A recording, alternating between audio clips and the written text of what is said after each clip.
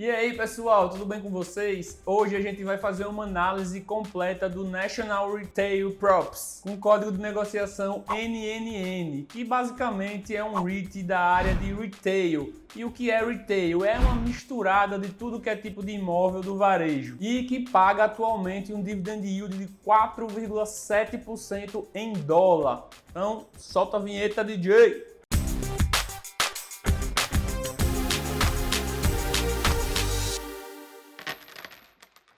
E antes de começar, já vou aqui chorar like, porque o meu papel é chorar like, então aperta aí o dedo no like, que ajuda muito a gente que está começando aí, faz essa força. E se inscreve no canal se não está inscrito, que está saindo cada análise de REIT de estoque top aqui no canal, então vamos lá. Então, NNN, né? National Retail Props. Não sei se é assim que fala, viu, pessoal? Não tirei onda do meu inglês. Foi fundado há 38 anos, fez IPO há 28 anos e tem 69 empregados.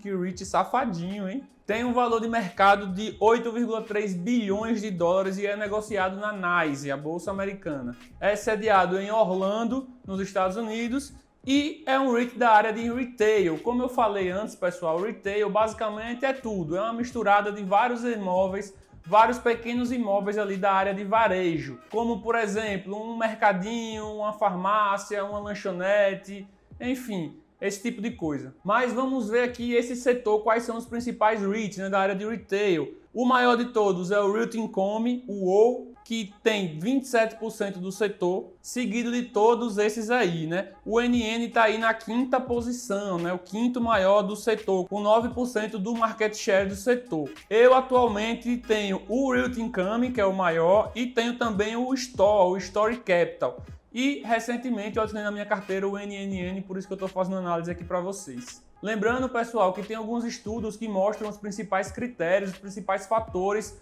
dos REITs que mais performaram nos últimos anos. E um desses fatores é o tamanho do REIT. Então, os maiores REITs são os que performaram melhor. E os que têm menos dívida também, entre mais alguns fatores. Mas o importante aqui é a gente saber que o tamanho do REIT importa. Então, na minha carteira atualmente, em relação ao tamanho do setor, eu tenho o primeiro, o quarto e o quinto, né? Maiores do setor. Então vamos começar vendo a estratégia do NNN, né? O que é que o NNN faz? Bem, basicamente a estratégia dele é baseada em risco baixo e um forte crescimento consistente, né? Ou seja, ele fala que um risco baixo gera um crescimento consistente e é nisso que o NNN se baseia. Então eles são focados em propriedades do retail com um único inquilino.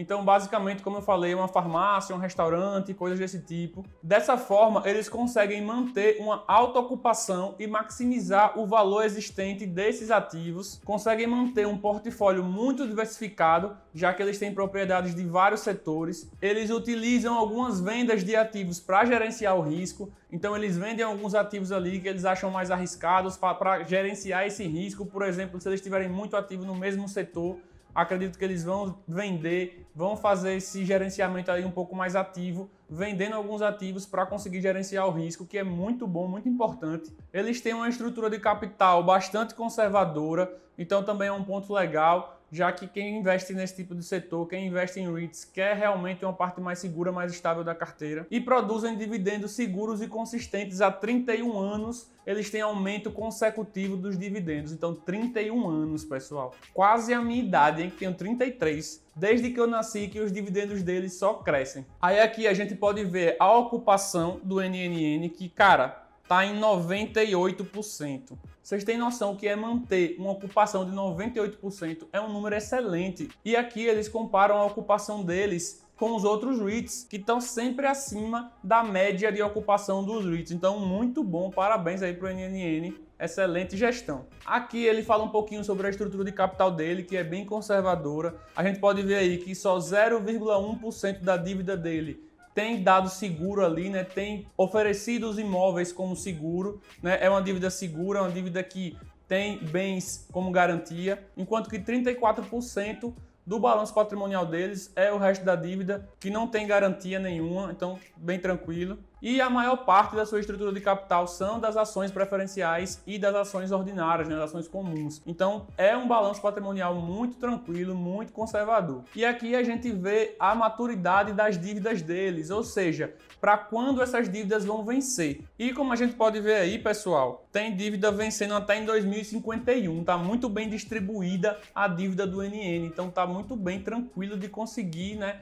pagar essas dívidas, né, de não ter nenhum problema. Então é bem tranquilo mesmo, né? A gente pode ver aí que a média, né, da maturidade das dívidas são de 13 anos, então super tranquilo. Aqui, como eu já falei, os 31 anos de aumento consecutivo dos dividendos saiu lá de $1 em 1990 para $2,10 hoje em 2021. Isso, pessoal, é o dividendo por ação, tá? Por cada ação que você tem do NNN, ele tá pagando ali $2,10 atualmente. E aqui vamos ver um pouquinho do portfólio deles, né? Que, como eles falam, a diversificação reduz o risco, o que tá certíssimo, mais pura verdade. Eles têm 3.161 imóveis atualmente, e, como a gente viu, conseguem manter uma ocupação de 98% nesses 3.100 imóveis, mais de 370 inquilinos e mais de 30 linhas de negócios, né? Mais de 30 setores diferentes ali que os imóveis deles estão alocados. A gente vendo aí geograficamente, eles têm imóveis em praticamente todos os Estados Unidos, né? Sendo que os maiores estados ali são Texas, Flórida, Ohio, Carolina do Norte e Geórgia. Então, tá bem tranquilo, muito bem diversificado. Ponto para o NNN mais uma vez. Aqui a gente vê a média dos vencimentos dos contratos deles, porque esse tipo de REIT nesse setor trabalha com contratos para longo prazo, né? São contratos de muito longo prazo. Então a média do vencimento desses contratos deles são de 10 anos. Então são contratos muito grandes, contratos de muito longo prazo, como eles falam. Sendo que a maioria dos contratos deles, coisa de 60% quase, é para lá de 2030, né? Depois de 2030. Então, muito bem tranquilo. A gente pode ver que existe uma previsibilidade dos resultados muito grande, né? Basta olhar para esses números. E aqui são as top 20 linhas de negócio que eles têm. Então a gente vê aí que tem vários setores. Setores de conveniências é a principal, com 18%. Setor automotivo, setor de restaurantes, saúde e fitness. Eu nem vou falar tudo aqui, senão eu vou demorar um tempão, mas está aí a lista, vocês podem ver que estão muito bem diversificados. Sendo que o maior setor, que é o de conveniência, tem 18% dos ativos. Então, muito bem diversificado, muito tranquilo. E aí, como eu falei para vocês, pessoal, eles fazem uma gestão ativa aí. Se um setor, por exemplo, começa a representar uma parte muito grande da rentabilidade deles, eles vendem alguns ativos e já consertam isso, né? Já gerenciam esse risco, que é muito legal. Aqui a gente vê os top 20 clientes deles. O primeiro é essa 7-Eleven, que eu não sei nem o que é isso. O segundo é Mr. Car Wash, que eu acredito que é um lava-jato, entre esses outros muitos clientes aí. O grande ponto aqui, a gente vê que o maior cliente representa apenas 5% da rentabilidade deles. Então, bem tranquilo, mais uma vez, muito bem diversificado. E agora vamos para os indicadores fundamentalistas, que é o que a gente gosta de ver. Começando pelo FFO, que vocês já estão cansados de saber, mas todo vídeo de análise de REIT eu falo que a gente olha FFO para analisar REIT, não lucro líquido. Então, vamos lá, o FFO parece uma curva reta, né? Curva reta, puta que pariu, essa foi foda. Parece uma linha reta para cima, então gráfico sensacional, parece renda fixa. E aqui o FPS. Bem, pessoal, o FPS aparentemente teve uma distorção grande lá em 2006 para 2007. Deve ter sido por conta de algum não recorrente, tá? Mas tirando esse não recorrente aí de 2007, a gente pode ver que o gráfico também está muito estável, né? Tá basicamente uma linha reta para cima. Aqui o EBITDA, que é o resultado operacional, mais uma vez, uma linha reta, crescimento constante, não tem nem o que falar olhando para esses gráficos. E aqui também um gráfico que eu gosto de mostrar para vocês, que é o resultado operacional comparado com a dívida. Então a gente vê que a dívida vem crescendo, mas o resultado operacional que o REIT gera vem crescendo junto, então isso é muito importante. Então o REIT se endividar, mas desde que ele esteja entregando um resultado a partir dessa dívida, tá ótimo, então tá bem tranquilo. É comum que os REITs se alavanquem um pouco, a gente vai ver um pouquinho mais sobre a dívida já já. A receita parece uma rampa de skate. Que é isso? Olha isso, não vou nem falar, não tem nem o que falar aqui. Aquela análise de 2 segundos, né? Você olha e não tem mais o que fazer. Sim, aqui voltando a falar da dívida, né? A dívida pelo EBITDA está em 5,5 vezes. Calma, não se assuste ainda, o REIT é assim mesmo. Os REITs têm uma dívida bem alta, é normal. Até 6, pessoal. 7, no máximo aí para um REIT ainda é aceitável. Então é bem comum que os REITs se endividem. E lembrando mais uma vez também, os REITs não geram valor por se endividar, então eles não têm isenção tributária, eles não geram valor direto para o acionista ao contrair dívida. Então não é bom que os REITs se endividem muito. Inclusive, como eu falei no começo do vídeo, existem estudos que mostram os principais fatores dos REITs que performaram melhor. E um desses fatores são os REITs que têm pouca dívida, dívida baixa. Então é sempre bom ficar de olho nessa dívida. Quanto menor a dívida de um REIT, melhor. Mas, no meu critério, passa 5 vezes aí, tá bom, tá bem tranquilo. Até porque, como eu falei, o resultado operacional vem acompanhando essa dívida. Então, mas é bom ficar de olho para não crescer mais do que isso. No máximo 7. Passou de 7 já é para acender um sinal amarelo aí, ficar muita atenção. A margem, pessoal, a margem está na casa dos 33%, que é uma margem ótima para esse ramo imobiliário, tá? Muito boa mesmo, não tem nem o que falar. Teve aí um não recorrente em 2006, como a gente viu, que distorceu os resultados todos, mas a margem está na casa dos 33% atualmente, o que é uma margem muito boa. E o dividend yield, pessoal, eu particularmente achei esse dividend yield bem alto, tá? Para o padrão dos REITs, 4,7 é quase o que os fundos imobiliários pagam aqui no Brasil. É um dividend yield bem considerável, lembrando que esse dividend yield é em dólar, então eu achei um dividend yield bem alto do NNN e gostei bastante. E bem, pessoal, para concluir, é um ótimo REIT, é um ótimo ativo, está em um setor muito bom, que é o setor de retail, de varejo, está muito bem diversificado, tem números excelentes, FPS crescente, FFO crescente, receita crescente, tem uma dívida controlada, um pouquinho alta, mas ainda está no limite, está bem tranquilo.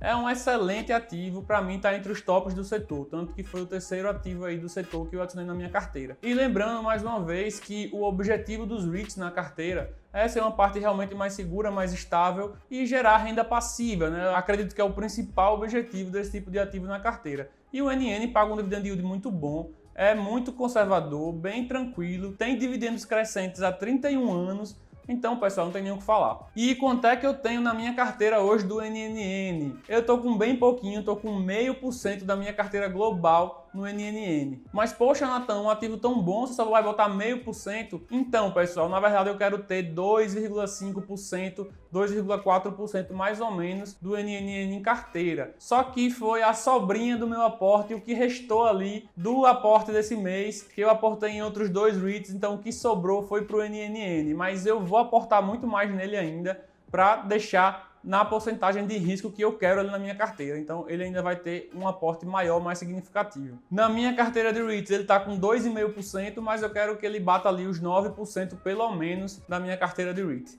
Beleza, pessoal? E pelo vídeo de hoje é isso. Se você não deixou o like até agora, o que é que você está esperando? Deixa esse like aí, ajuda a gente mais uma vez, faz essa força aí e se inscreve no canal para acompanhar os vídeos que estão saindo aí. Acho que o próximo vídeo que eu vou fazer vai ser mostrando meus aportes do mês de junho, e a minha carteira, como é que ficou depois desses aportes. Então se inscreve aí para não perder. Bem, pessoal, pelo vídeo de hoje é isso e até o futuro.